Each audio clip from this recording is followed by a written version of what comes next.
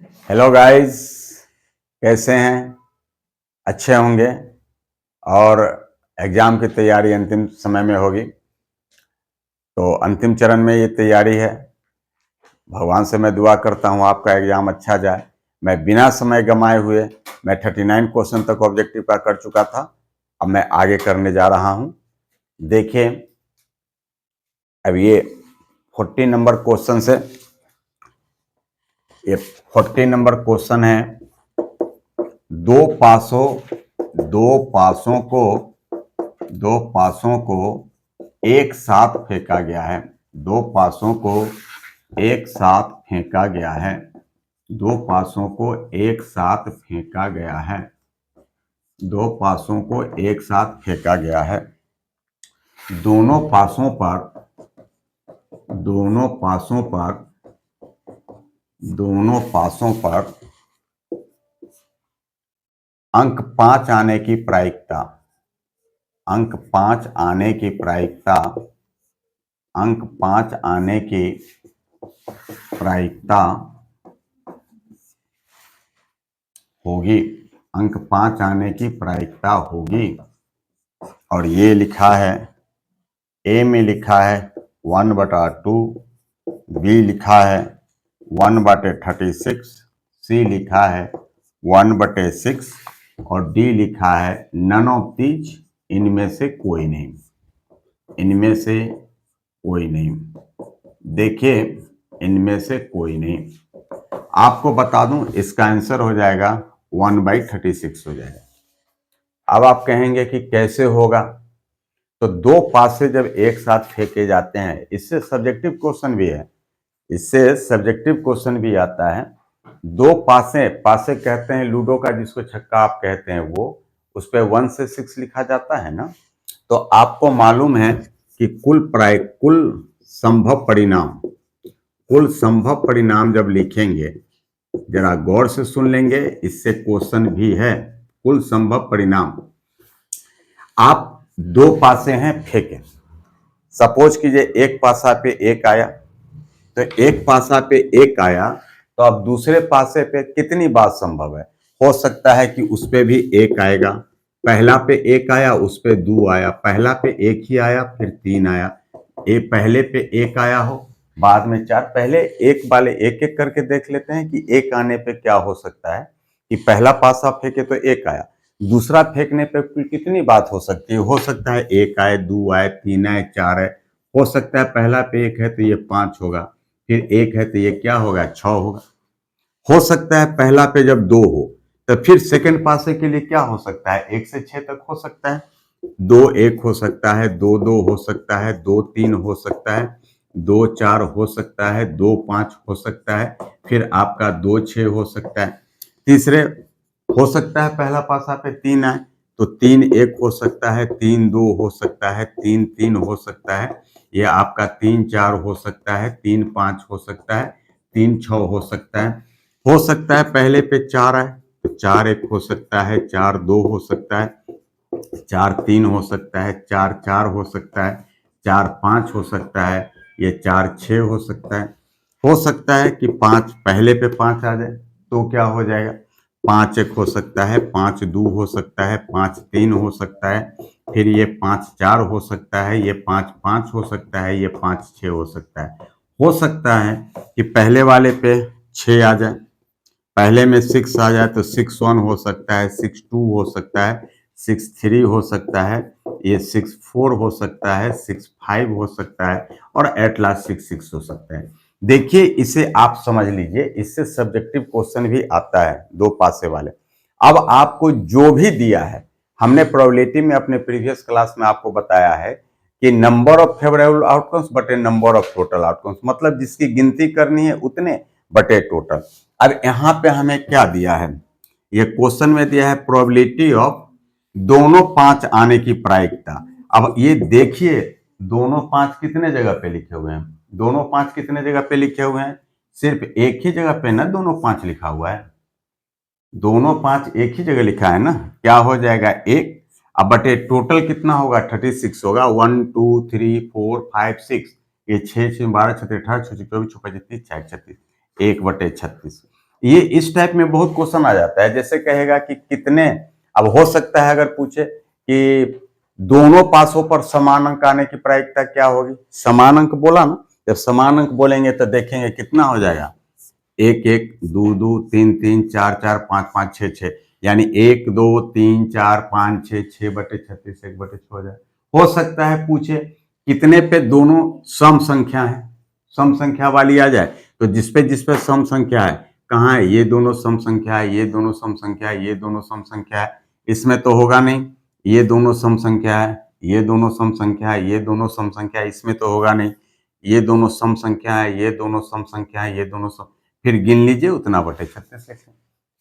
तो यह देखेंगे कि क्या पूछ रहा है। बात तो वही है, नंबर ऑफ फेवरेबल आउटकम्स बटे नंबर ऑफ टोटल आउटकम्स, कोई दिक्कत, तो इसे ध्यान रखेंगे। आइए अब अगला क्वेश्चन देखते हैं।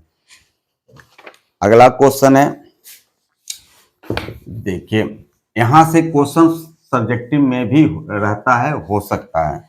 हम प्रयत्न भी कर रहे हैं कि जो भी ऑब्जेक्टिव बताएं उसके आसपास की लगभग बातें बता लूं। अब देखिए दूसरा क्वेश्चन है 41 है। 41 में है, यदि 4 5 9 11 और x, 4 5 9 11 और x का माध्य, x का माध्य 7 हो तो x का मान होगा। तो x का मान है, और ये ऑप्शन दिया है, पहला में x का मान हो 6 है, बी में ऑप्शन दिया है 4 है, सी में ऑप्शन 8 है, और डी में ऑप्शन दिया है ये आपका 7 है। देखिए कैसे बनाते हैं, आपको पता है, ये बड़ा अच्छा क्वेश्चन जी।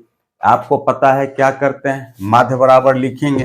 क्योंकि माध्य बराबर क्या होता है, माध्य बराबर होता है सबों को जोड़ के, तो 4 + 5 + 9 + 11 + x, जितनी भी संख्याएं हैं सबको जोड़ देते हैं, और कुल कितनी संख्या है उससे भाग कर देते हैं। तो ये कितना है, माध्य बराबर 4 जोड़ 5 जोड़ 9 जोड़ 11 जोड़ x, और कितनी है बाबू, 1 2 3 4 5, 5 से क्या करेंगे, भाग कर देंगे, कोई दिक्कत। जो भी संख्याएं हैं जोड़ देंगे, बटे कुल कितनी है, जो बारंबारता होती है उसको लिख देंगे। अब ये माध्य का वैल्यू यहाँ पे क्या दिया है, 7, इधर जोड़ेंगे। अब ये 7 लिख दिया, जोड़ के सॉल्व कीजिए, x का वैल्यू निकालिए, आंसर होगा 5 4 9 9 9 18, और 18 और 11, ये क्या हो गया 29 प्लस x बटे क्या हो गया 5, तिरछा गुना करेंगे, क्रॉस मल्टीप्लीकेशन, 35 इसकल टू है 29 प्लस x, और 35 माइनस 29, इधर लाया प्लस है, ये आके इधर माइनस हो गया, बराबर है x, इसलिए x इक्वल टू कितना हो गया 6, आंसर हो गया।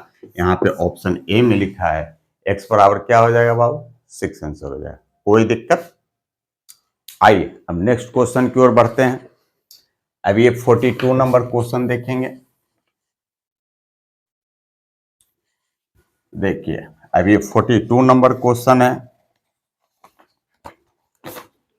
42 है, द्विघात समीकरण द्विघात समीकरण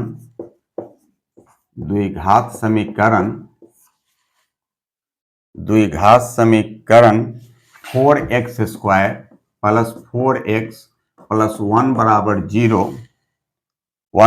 0 के मूलों की प्रकृति होगी।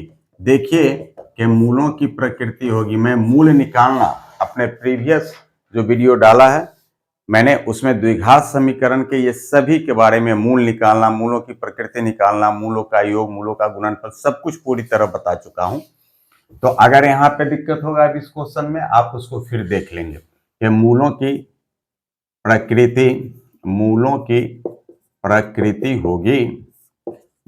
प्रकृति होगी, और इसमें ऑप्शन में है, ए में है वास्तविक और असमान, बी में लिखा है वास्तविक और बराबर,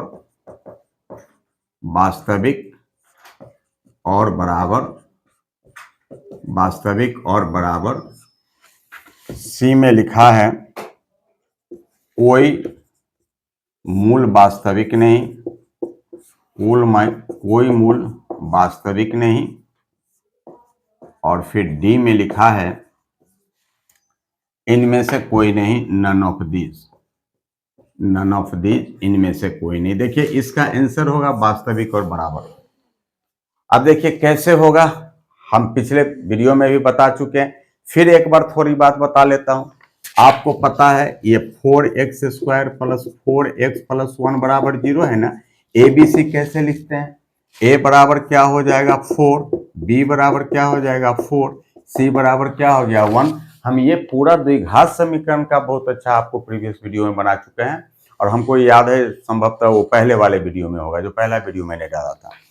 इसलिए D बराबर D निकालते हैं, B² माइनस 4AC बराबर 4 का स्क्वायर माइनस 4, A के जगह पे क्या है 4, C है 1, 16 माइनस 16 बराबर 0। और आपको पता हो कि यदि D 0 के बराबर होता है तो मूल क्या होते हैं, वास्तविक और समान होते हैं। मूल वास्तविक एवं समान होंगे, बराबर होंगे, वास्तविक एवं समान बराबर होंगे। यहाँ पे आपको बी में ऑप्शन है, इसलिए वास्तविक और समान होगा। आपको याद दिला दूं, अगर डी 0 से बड़ा होता है यानी प्लस वाला होता है तो मूल वास्तविक और असमान होता है। डी 0 से छोटा होता है तो मूल क्या होता है, काल्पनिक होता है। कोई दिक्कत, ये पहले वाले वीडियो में मैंने बहुत अच्छा बताया था। देखो बच्चों, जितना बताया हूं थोड़ा सा आप वर्कआउट कर लीजिए, मैथ में आप फेल करने का प्रश्न नहीं होगा, अच्छे खासे मार्क्स आ जाएंगे जी।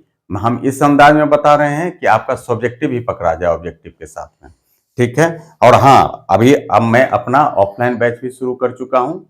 ये आपको सुबह में तो 7 बजे से, आप जो 9th हो या 10th हो, ये बिहार बोर्ड का बैच मैंने अभी शुरू किया है। अगर आप चाहते हैं हमसे जुड़ना तो आप आ सकते हैं, आप हमसे इस पे मैसेज करके कांटेक्ट कर सकते हैं। फिर अभी तो CBSE 10th वाले का बैच छोड़ा हूँ, तो जो लड़के अगर 8th से 9th में जाने वाले हों CBSE, वो भी कांटेक्ट कर सकते हैं। फिलहाल देखिए हम लोग चलते हैं 43 नंबर क्वेश्चन के लिए। और अगर आपको ये अच्छा लगता हो या जैसा भी लगता हो, आप अपना कमेंट जरूर देंगे। अच्छा लगता हो, बुरा लगता हो, कहीं दिक्कत है, आप अच्छा कमेंट अपना जरूर देंगे। इससे ये लगेगा कि हम जो कर रहे हैं उसका क्या रिजल्टेंट हो रहा है। और आप अगर कोई डाउट हो तो भेज दीजिएगा, जैसे एक स्टूडेंट ने भेजा था, मैंने उसका वीडियो बना के डाल दिया। तो आइए अब हम देखते हैं ये 43 नंबर क्वेश्चन। 43 नंबर क्वेश्चन है ये, यदि 3 अल्फा बराबर 90 डिग्री तो साइन थीटा का मान होगा। तो साइन थीटा का मान होगा, तो साइन थीटा का मान होगा। देखिए ए में है बुआ ये 1/√3, बी में है √3/4, सी में है 1/2 और डी में है, या आपका डी में है √3/2। 1/2 इसका वैल्यू होगा। कैसे होगा 1/2, बहुत छोटी सी बात है। चूंकि 3 अल्फा इक्वल टू 90 डिग्री लिखा है ना, इसलिए 3 से 30 बार कट गया, अल्फा बराबर क्या हो गया 30 डिग्री। और हमसे पूछ रहा है 3 अल्फा, यहाँ पे सॉरी यहाँ अल्फा होना चाहिए था जी, यहाँ पे अल्फा होना चाहिए था। ये आपको इस मेरे हाथ में जो ये है उसमें मिसप्रिंट है, यहाँ पे यहाँ पे अल्फा नहीं लिखा है, थीटा लिख दिया है। क्योंकि अल्फा में है तो अल्फा ही होना चाहिए। अल्फा बराबर 30 डिग्री, इसलिए sine alpha sine 30 degree. Sine 30 कितना होता है 1/2 होता है, यहाँ सी में है। यह भी मैं पूरे का वैल्यू साइन 0, 30, 45 कैसे याद करते हैं नहीं करते हैं सब कुछ बता चुका हूँ वीडियो में, कोई दिक्कत। अब देखिए ये 44 नंबर क्वेश्चन देखिए। 44 कहता है sine 45 degree plus theta minus cos 45 degree minus theta is equal to what. और ये ऑप्शन में दिया है, ए दिया है 2 साइन थीटा और बी है ये आपका 2 कॉस थीटा और ये आपका सी है ये आपका 0, डी है ये आपका 1। इसका आंसर क्या होगा 0 होगा, सी ऑप्शन होगा। अब कैसे होता है देखिए, आप पढ़ चुके हैं ये क्वेश्चन क्या लिखा है बुआ, sine 45 degree plus cos theta sorry sine 45 degree plus theta और minus cos 45 degree minus theta. दोनों में से एक को बदल दीजिए, या तो दोनों को साइन कर दीजिए या दोनों को कॉस कर दीजिए, डरने की बात नहीं है। आप पढ़ चुके हैं कम्प्लीमेंट्री एंगल पूरा कोण वाले चैप्टर में, साइन 90 माइनस थीटा बराबर क्या होता है, कॉस थीटा होता है, और कॉस 90 माइनस थीटा बाबू क्या होता है, ये साइन थीटा होता है। ये आप कम्प्लीमेंट्री एंगल वाले फॉर्मूला में आप पढ़ चुके हैं। दोनों को या तो साइन बदल दीजिए या दोनों को कॉस कर दीजिए। तो अगर हम ये कॉस में है, कॉस में बदलना चाहे तो इस साइन को कॉस में बदल दें। यहाँ डरना घबराना नहीं है। अगर ये साइन है तो इसी को साइन में बदलना चाहे, एज यू लाइक। फिलहाल हम ऐसा करते हैं कि इसको कॉस में बदलते हैं। तो साइन थीटा, ये साइन थीटा बराबर क्या होता है, कॉस 90 माइनस थीटा। देखिए जी, तो यहाँ थीटा के जगह पे क्या लिखेंगे, 45 प्लस थीटा लिखेंगे बाबू। साइन थीटा बराबर क्या होता है, कॉस 90 माइनस थीटा, यानी कॉस 90 अब माइनस क्या कर दिया थीटा, और ये तो क्या रहने दिया, कॉस 45 माइनस थीटा। कोई दिक्कत हुआ?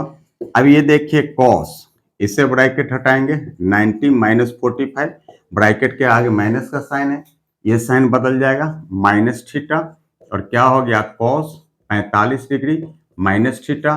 फिर देखिए कॉस 90 में से 45 गया, क्या हो गया, 45 डिग्री माइनस थीटा, माइनस क्या हो गया, कॉस 45 डिग्री माइनस थीटा।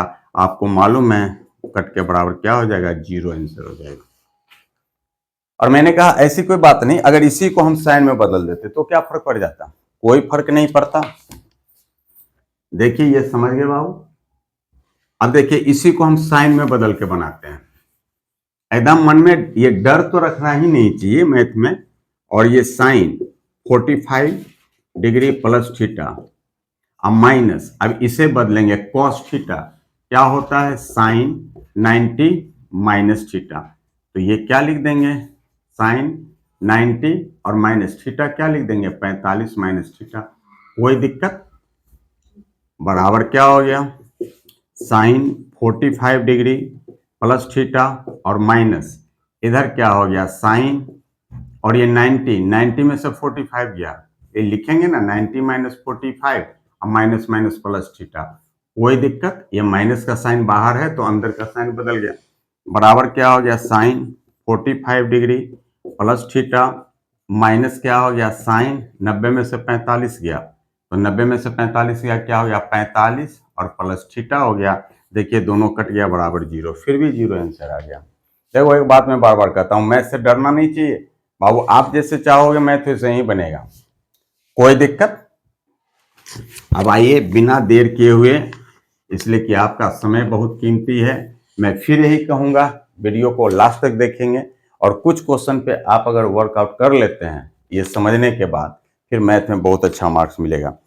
फिर आप देखो, अब आते हैं हम लोग, ये 44 हो गया, ये 45 है, ये क्या है, रैखिक समीकरण युग्म, रैखिक समीकरण युग्म, रैखिक समीकरण युग्म, रैखिक समीकरण युग्म 5x plus 2y equal to 16 एवं 7x minus 4y equal to 2 के हल हैं, 2 के हल हैं। और इसमें a में दिया है x बराबर 2, y इक्वल टू 3, b दिया है x बराबर 2, y इक्वल टू 1, c दिया है x equal to 1, y equal to 3, और d दिया है ये आपका x equal to 0, y equal to 5। देखिए ये इसका a आंसर हो जाना चाहिए। अब यहाँ मैं आपको एक सलाह दूंगा, इसको पूरे हल करके नहीं बनाइएगा, अगर ऑब्जेक्टिव में पूछेगा तो हल करके नहीं बनाइएगा। आपको सर पढ़ाए होंगे, इसको सॉल्व करने के 6 प्रोसेसेस होता है, एलिमिनेशन प्रोसेस है, सब्स्टिट्यूशन प्रोसेस है, कंपैरिजन प्रोसेस है, रेशियो डिटर्मिनेशन है, आप उसमें मत जाइएगा। यहाँ पे ऑब्जेक्टिव में पूछे तो आप ऑलरेडी एक्स वाई का वैल्यू यहीं पे रख के देखिए कि कौन सर्टिफाई कर रहा है। आप अगर 0 5 एक्स का 0 रखेंगे, 5 इंटू 0 0, अब 5 इंटू 2 10, ये बराबर क्या दिया हुआ है, 16 दिया हुआ है ना। मैंने कहा कि किसी में रख के देखिए, x आप अगर 0 रखते हैं और 2 इंटू वाई की जगह 5, ये कितना आ गया, ये 0 प्लस 10 बराबर 10, जबकि दिया है क्या है 16 है। तो यहीं पर रख लीजिएगा तो कम समय में बन जाएगा। ये नहीं होगा, आप इसको देखो 2 रखोगे, 5 2 जा क्या हो गया 10, और y की जगह 1 रखेंगे तो 10 और 2 कितना हो जाएगा 12, ये भी नहीं होगा। ये देखिए x इक्वल टू 1 रखेंगे तो ये 5 हो गया, y इक्वल टू 3, तो 5 और 3 कितना हो गया, ये 3 2 जा 6 हो गया, 6 और 5 कितना हो गया 11, दिया है 16, यही होगा। फिर भी आजमा लीजिएगा, 2 है, x जगह पे 2 रखिए तो 5 इंटू 2 और प्लस 2 इंटू वाई के जगह पे 3, 5 2 जा 10 प्लस 6 इक्वल टू क्या है 16। ये दोनों इक्वेशन को सेटिफाई कर रहा होगा। आप इसमें भी अगर देख लीजिए तो x बराबर अगर 2 रखिएगा तो 7 इंटू 2 माइनस 4 इंटू वाई के जगह पे 3 रख दिया, ये 14 माइनस 12 बराबर 2, दोनों को सेटिफाई किया ना। तो मेरी सलाह है इसे यहाँ आप सॉल्व नहीं करेंगे, ऐसा ही वैल्यू पुट करके देख लेंगे कि कौन सर्टिफाई करता है, जो संतुष्ट करेगा समीकरण का वो आंसर होगा। ऐसे ये सब्जेक्टिव में भी क्वेश्चन आता है, वो आएगा ही आएगा, और वहां पढ़ चुके होंगे आपको लुप्तीकरण विधि, विस्थापन विधि, आप ब्रजगुणन विधि, ये सब पढ़ चुके होंगे। ठीक है, आइए अब देखते हैं 46 नंबर। ऐसा कीजिएगा तो समय आपका बच जाएगा। अब देखिए 46 नंबर क्वेश्चन, 46 नंबर क्वेश्चन है, त्रिभुज ABC त्रिभुज DEF के समरूप हैं। ABC त्रिभुज DEF के समरूप हैं एवं क्षेत्रफल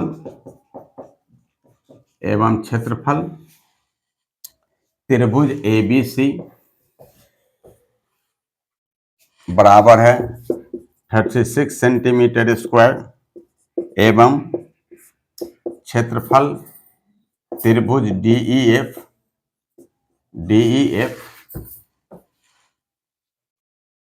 बराबर है 49 सेंटीमीटर स्क्वायर। तो त्रिभुज के संगत भुजाओं का अनुपात होगा, तो त्रिभुज के संगत भुजाओं का अनुपात होगा, संगत भुजाओं का अनुपात होगा। देखिए इसका ऑप्शन लिखा है ए में 36:49, ये नहीं होगा बाबू, 6:7 ये आंसर होगा। सी देखिए 7 इंटू 6, ये 7:6 ये नहीं होगा, और डी में देखिए √6:√7 ये नहीं होगा, ये इसका बी होगा। अब कैसे बी होगा, आप ये थ्योरम भी है बाबू एक, कि दो समरूप त्रिभुजों के क्षेत्रफलों का अनुपात उनके संगत भुजाओं के वर्गों के अनुपात में होता है। दो समरूप त्रिभुजों के क्षेत्रफलों का अनुपात उनके संगत भुजाओं के वर्गों के अनुपात में होता है। ये इंपॉर्टेंट थ्योरम है, आप लोग प्रूव भी किए हैं। आप देखो क्या लिखा हुआ है, तो एरिया ऑफ ट्रायंगल ABC बटे एरिया ऑफ ट्रायंगल DEF, ये बराबर क्या होगा, संगत भुजा अगर लिखते हैं तो AB का स्क्वायर बटे क्या लिख देंगे DE का स्क्वायर। देखिए लिखने में भी संगत भुजा, ये ध्यान देना होता है समरूप त्रिभुज में कि पहले का 2 AB इसके पहले के 2 के संगत भुजा होगा, यानी AB बटे DE लिखेंगे। बाद वाला BC लिखते तो BC बटे EF लिखते, AC लिखते तो AC बटे DF लिखते, ये ध्यान देना होता है। अब देखिए यहाँ पे आप लिखा है तो वो थ्योरम है कि दो समरूप त्रिभुजों के क्षेत्रफलों का अनुपात बाबू उनके संगत भुजाओं के वर्गों के अनुपात में होता है। तो क्षेत्रफल का अनुपात संगत भुजा का वर्ग यानी स्क्वायर का। अब इसमें ABC के क्षेत्रफल का वैल्यू कितना दे दिया है 36, इसका वैल्यू कितना दे दिया है 49 इक्वल टू AB स्क्वायर बटे DE स्क्वायर। और देखिए अब स्क्वायर इधर आके क्या होता है, रूट होता है, यानी √36/49 इक्वल टू AB बटे DE, और ये 36 का स्क्वायर रूट 6, ये 7 AB बटे DE, इसलिए AB/DE इक्वल टू 6:7, यह आपका आंसर होगा जो ऑप्शन बी है। देखिए, दो समरूप त्रिभुजों के क्षेत्रफलों का अनुपात संगत भुजाओं के वर्गों के अनुपात में होता है, लेकिन दो समरूप त्रिभुजों के परिमिति का अनुपात उस संगत भुजाओं के अनुपात में होता है। ये दोनों ही थ्योरम है, आप पढ़े होंगे, प्रूफ करने के लिए इंपोर्टेंट भी होता है, कोई दिक्कत। अब आइए 47 देखते हैं, अगले क्वेश्चन की ओर आते हैं। देखिए, फिर आपको याद दिला दूं बुआ कि ये सबको आप रिवाइज कर जाइए और थोड़ा वर्कआउट कर लीजिए वीडियो देखने के बाद, मैथ में बहुत अच्छा मार्क्स आएगा। और जो भी कमेंट हो आप लिखेंगे ही लिखेंगे। अब ये आपका 47 क्वेश्चन है। त्रिभुज एबीसी में डीई पैरेलल टू बीसी, यह भी समरूप त्रिभुज वाले चैप्टर से है। इस तरह है कि, किस तरह है भाई, इस तरह है कि एडी बटे डीबी इक्वल टू 3/5। यदि AC इक्वल टू है 5.6 सेंटीमीटर, तो AE बराबर क्या? देखिए, A में ऑप्शन दिया है 4.2 सेंटीमीटर, B में ऑप्शन दिया है 3.1 सेंटीमीटर, C में ऑप्शन दिया है 2.8 सेंटीमीटर, और आपका बाबू D में आंसर दिया है ये 2:2.1 सेंटीमीटर।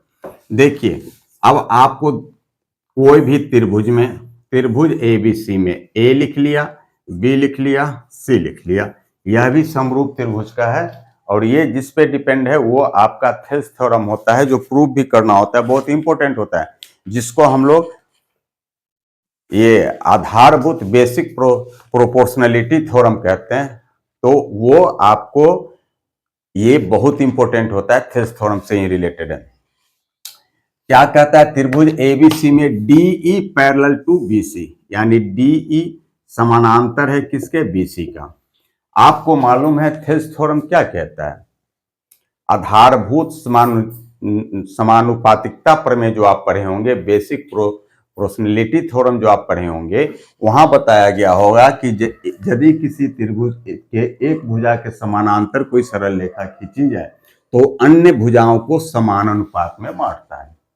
अब समान अनुपात में बांटता है, देखिए मैं थोड़ा यहाँ बता लेता हूँ, मेरा मोटिव भी यही है। ये डीई पैरेलल टू बीसी है ना, तो अनुपात में कैसे लिखेंगे आप खूब बताए होंगे। ऊपर वाला अगर लिखते हो एडी, और तो नीचे लिखेंगे डीबी बराबर क्या हो जाएगा, एई, अब बटे क्या हो जाएगा, ईसी। कोई दिक्कत।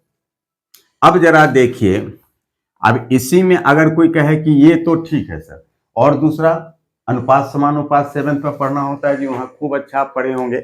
इसी को दूसरे तरीके से ऐसे भी लिख सकते हैं, जरा गौर करेंगे, एडी अब बटे पूरा अगर लिखते हैं एबी, तो देखिए इधर कैसे लिखे, ऊपर वाला बटे पूरा लिखे हैं ना, तो इधर भी लिखेंगे हम लोग एई, और इधर का पूरा क्या हो जाएगा, एसी। अगर कोई स्टूडेंट कहता है कि नहीं चलो यार हम ऐसा लिखते हैं, इधर लिखते हैं पहले बीडी और तब लिखते हैं ए बी, तो कोई बात नहीं, वो इधर कैसे लिखेगा, देखो बाबू यहाँ नीचे का है ना, और इधर क्या है, नीचे का ये है, तो पहले क्या लिख देंगे, ईसी, फिर लिखा है पूरा, तो आप भी लिख दीजिए इस, कोई भी आप लिख सकते हैं, ठीक है। अब जरा देखिए ये आपको क्या लिखा है और हमको क्या पूछ रहा है। तो आप देखो बाबू, ये अभी हमने ये क्वेश्चन में क्या कहता है कि AD बटे DB 3:5, यानी ये 3 है, ये कितना है, 5 है। तो हमें क्या पूछ रहा है, AC दे दिया है 5.6, तो कहता है कि AE बराबर क्या है। कोई बात नहीं, आप भी उसी रेशियो में लिख जाइए, हम किसी भी रेशियो में रख के बनाएंगे, बनेगा ही। हमें AE और EC का रिलेशन पूछ रहा है ना, तो हम लोग लिख लेते हैं, चूंकि AE और बटे क्या कर देते हैं, AC। अब AE बटे AC, मैं फिर कहूं कुछ भी लिख लेंगे यार, होगा ही, AE बटे AC, तो इधर कैसे बुआ लिखेंगे, AD, और बटे क्या लिखेंगे, AB, इधर का ऊपर वाला बटे पूरा, इधर का ऊपर वाला बटे पूरा। अब AE का वैल्यू तो निकालना ही निकालना है, AC 5.6 दिया है, AD कितना दिया है 3, और देख बाबू आपसे AB नीचे है ना, AB का वैल्यू लिखना है, तो ये 3 और 5 कितना हो गया 8, कोई दिक्कत। अब 8 से इसको क्रॉस कर दीजिए, 0.7 बार कट गया, इसलिए AE बराबर है, गुना कर देंगे 2.1 सेंटीमीटर, ये इसका ऑप्शन डी हो जाएगा। देखिए ऐसा कुछ नहीं, आप कुछ भी लिख लेते, उससे कोई फर्क नहीं। आप AE बटे AC हमने लिख दिया, तो इधर क्या लिख दिया, AD बटे क्या लिख दिया, AB लिख दिया। अब AE तो निकालना था, इसका वैल्यू AC 5.6 लिख लिया, यहाँ पे 3 दिया है AD, लेकिन AB का वैल्यू पूछ रहा है ना, तो AB ये 3 और 5 है, तो जोड़ के क्या कर दिया, 8 कर दिया, कोई दिक्कत। ऐसे किसी भी रेशियो में आप निकाल दीजिएगा, किसी में भी बनेगा ही बनेगा, कोई दिक्कत। अब जरा देखिए बुआ, अब लिखता हूं 48 नंबर क्वेश्चन। अब देखता हूं 48 नंबर क्वेश्चन। अभी आप बाबू हड़बड़ा के क्लास छोड़ेंगे नहीं, पढ़ते रहिए, सब कुछ लगा दीजिए, सब कुछ लगा दीजिए, खाना पीना छोड़ के भी पढ़ना हो तो पढ़िए। अब देखिए ये अब 48 नंबर क्वेश्चन है। 10 सेंटीमीटर त्रिज्या, 10 सेंटीमीटर त्रिज्या वाली वृत्त की एक जीवा, 10 सेंटीमीटर त्रिज्या वाली वृत्त की एक जीवा, वृत्त की एक जीवा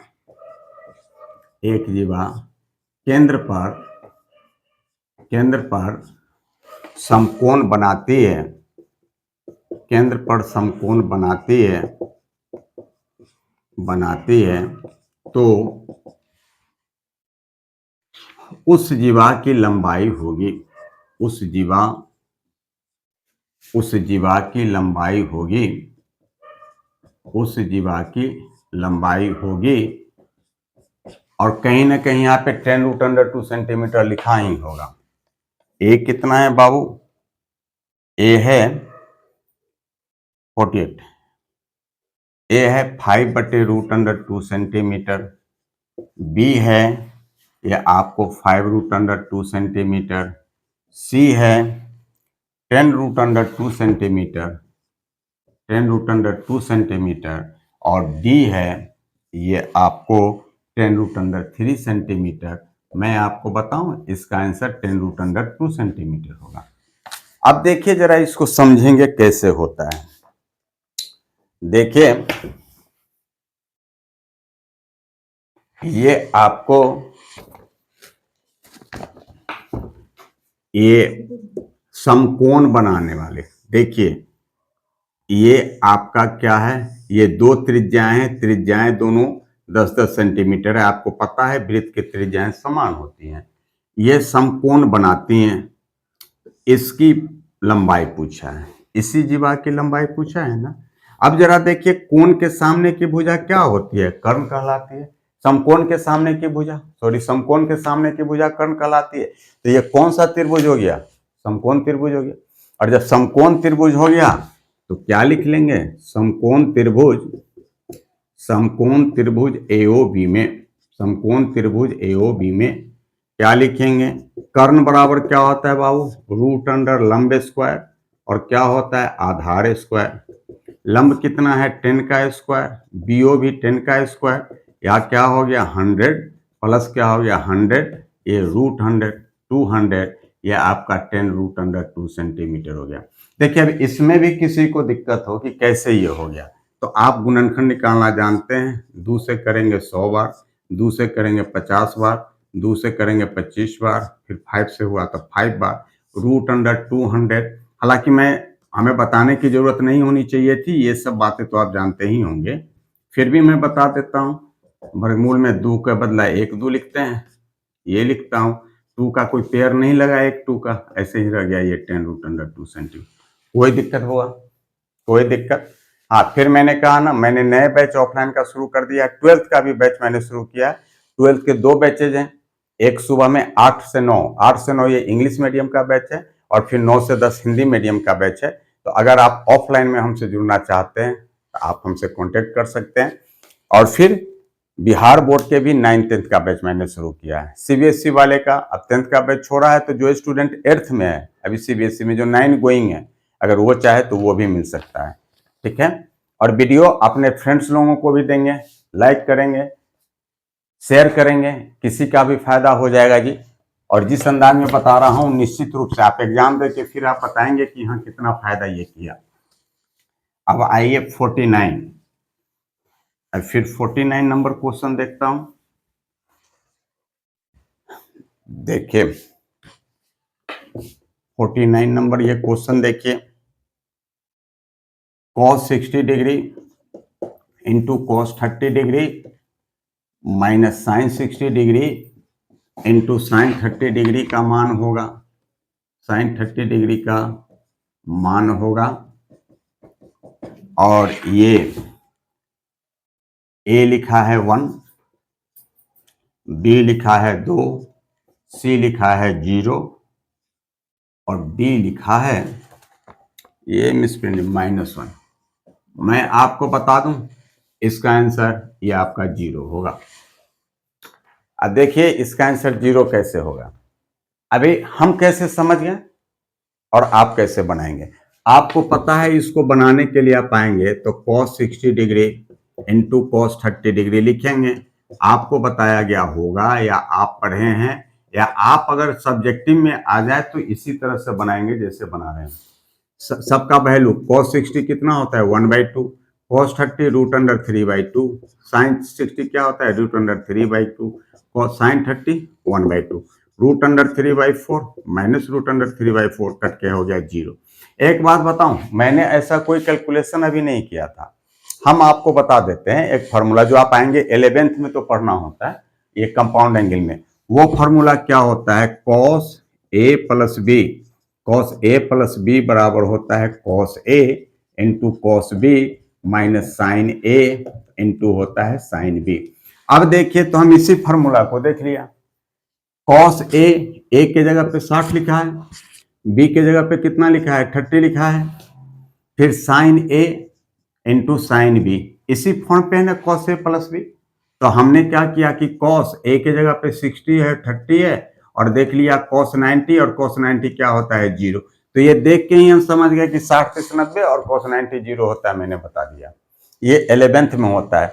तो हम आपसे ये कहना चाहते हैं कि अगर ऐसा क्वेश्चन है तो ऑब्जेक्टिव में रहे तो आप ऐसे देख के बना लीजिए, लेकिन सब्जेक्टिव में रहेगा तो आप ऐसा ही बनाएंगे क्योंकि वो आपके सिलेबस में नहीं। और जब ऐसी बात ही हो रही है तो मैं थोड़ा आपको और कुछ फार्मूला लिख देता हूं इसी से, जो आपको ऑब्जेक्टिव में फायदा करेगा, तो आपका टाइम बच जाएगा। जैसे अगर यही रहता cos A माइनस बी, देखिए तो क्या हो जाएगा cos A into cos B plus sign A into हो जाएगा साइन B। देखो बाबू cos हमेशा ही उल्टा चलता है, साइन और टेन एक जैसा चलेगा, हमेशा ही cos का फॉर्मूला दूसरे टाइप का होता है। यहाँ माइनस है तो यहाँ प्लस होगा, यहाँ प्लस है तो क्या होगा माइनस होगा। अब जैसे आपके सामने में यही रहता cos 60 degree into cos 30 degree और प्लस क्या होता sine 60 degree into sine 30 degree, अगर ये आ जाए ना तो जोड़ घटाव नहीं कीजिएगा। ये किस फॉर्मूला पे हो गया cos A माइनस बी, यानी cos A के जगह पे 60 है, 60 माइनस 30 और cos 30 का वैल्यू कितना होता है √3/2, जहां पे √3/2 रहेगा लिख दीजिएगा आंसर, हम इसलिए लिख देते हैं। अब देखिए ये cos का हो गया, साइन का होता है बाबू sine A plus B, sine A plus B बराबर होता है sine A into cos B और प्लस होता है cos A इंटू होता है साइन B।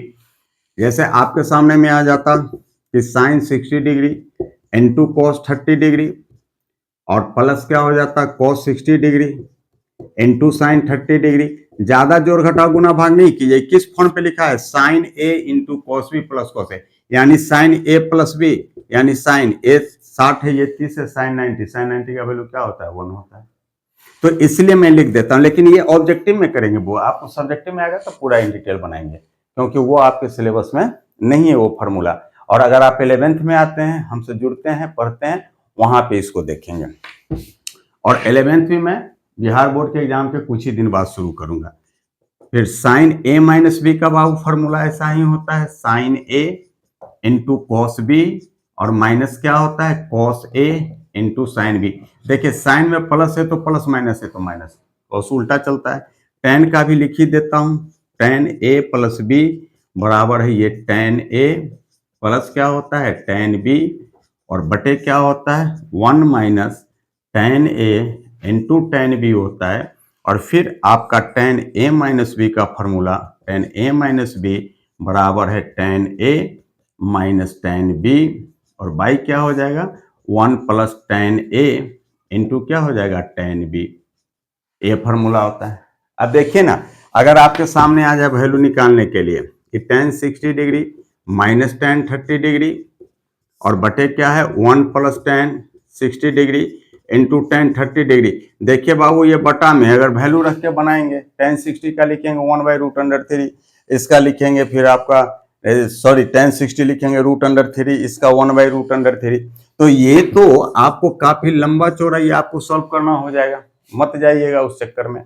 सीधे इस फॉर्मूला को याद रखिए tan a माइनस किसका फॉर्मूला पे हो गया a माइनस बी, a के जगह पे 60 है 30 है, यानी tan 60 माइनस 30 और tan 30 का वैल्यू क्या होता है 1/√3। आपका जहां ऑप्शन होगा आंसर कर लीजिएगा।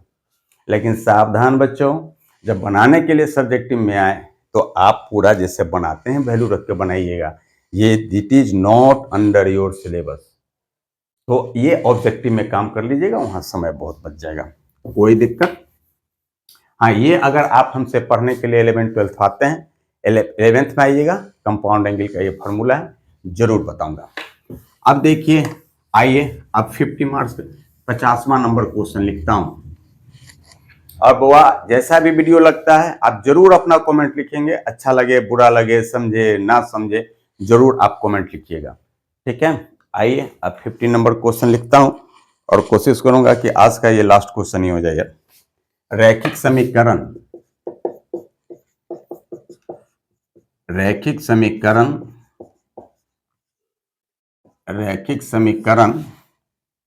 में चर के